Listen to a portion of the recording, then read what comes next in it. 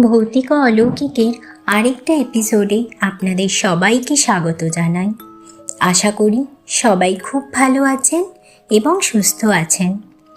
বেশ কয়েকগুলো এপিসোড ধরে আপনারা নানান ভৌতিক ঘটনা শুনে আসছেন, তাই আজ আপনারা শুনতে চলেছেন একটু অন্যরকম একটা ঘটনাটা আমাকে মেল করেছেন সোহিনী সান্যাল। সোহিনী যেভাবে লিখেছে আমি আপনাদের সেইভাবেই পড়ে শোনাব। চলুন এবার ঘটনায় যাওয়া যাক। আমি সোহিনী, কলকাতায় থাকি, চাকরি করি। শহরে সেই নিরন্তর দৌড়ঝাঁপে দিন কেটে যায়। ভোরে উঠেই অফিস, ট্রাফিক, কাজ সব কিছুর মধ্যে ধীরে ধীরে হারিয়ে গিয়েছিল আমার নিজের শান্তি, আমার বিশ্বাস। ছোটবেলায় আমি আমাদের গ্রামের কুলদেবী মা ভৈরবীর খুবই ভক্ত ছিলাম। বাবা বলতেন যে কষ্ট পায় মা তারই পাশে দাঁড়ান। কিন্তু বয়স বাড়ার সাথে সাথে শহরের বাস্তবতা আমার সেই বিশ্বাস, ভক্তি ধীরে ধীরে নিঃশেষ করে দিল। একদিন অফিসে একটা খারাপ খবর আসলো। গ্রামের বাড়িতে মা অসুস্থ। ডাক্তার বললেন সময় খুব কম। আমি দেরি না করেই গ্রামের দিকে ছুটলাম। ট্রেনে বসে জানলার বাইরে তাকিয়ে ভাবছিলাম, সবশেষে যদি কিছু থাকে তবে হয়তো সেই ভৈরবী মায়েরই দয়া। বাড়িতে পৌঁছে দেখি মা নিস্তেজ হয়ে শুয়ে আছেন। চোখ বন্ধ, নিঃশ্বাস দুর্বল, চারিদিক নিস্তব্ধ, শুধু বাতাসের আওয়াজ ছাড়া আর কিছুই নেই। আমি ফ্রেশ হয়ে ঠাকুর ঘরের দিকে গেলাম। ওখানে ধুলো, ময়লা আর মাকড়সার জালে ভর্তি, যেন কেউ বহুদিন ধরে পুজো দেয়নি। প্রদীপটাও জ্বলছে না। আমার বুকটা ভারী হয়ে গেল। আমি চোখ বুজে বললাম, মা ভৈরবী, তুমি যদি সত্যিই থাকো, আমার মাকে শুধু ফিরিয়ে দাও। আমি আবারও রোজ তোমার প্রদীপ জ্বালাবো।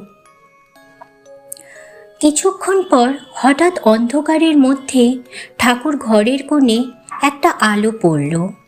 আমি অবাক হয়ে দেখলাম প্রদীপটা নিজে থেকেই জ্বলে উঠল।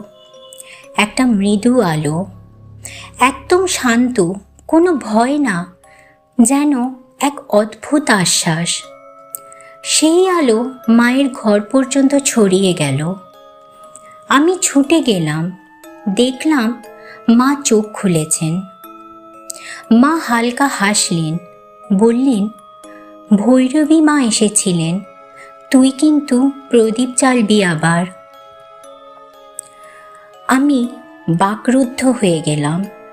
আমি কাউকে কিছু তো বলিনি, মা জানলেন কি করে? সেই রাতে আমি বারান্দায় বসেছিলাম। চাঁদের আলো, হালকা বাতাস বইছে। ঠাকুর ঘরের ভেতর থেকে প্রদীপের আলো টলমল করছে। আমি বুঝেছিলাম কুলদেবীকে শ্রদ্ধা করতে হয়, ভয় পেতে নেই। ভয় মানুষকে দূরে রাখে, আর শ্রদ্ধা মানুষকে আরও কাছে ফিরিয়ে আনে।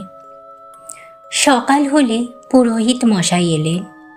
তিনি বললেন, মা এসেছিলেন, আশীর্বাদ করেছেন, প্রদীপ জ্বালাবে মা।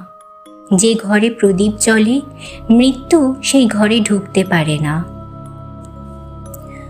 তারপর থেকে প্রতিদিন রাতেই আমি প্রদীপ জ্বালাই, শুধু আমার মায়ের জন্য না, নিজের বিশ্বাসের জন্য।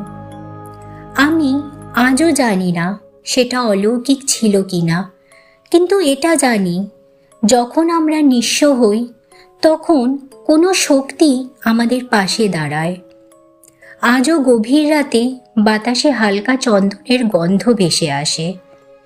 আমি অনুভব করি মা ভৈরবী কাছেই আছেন।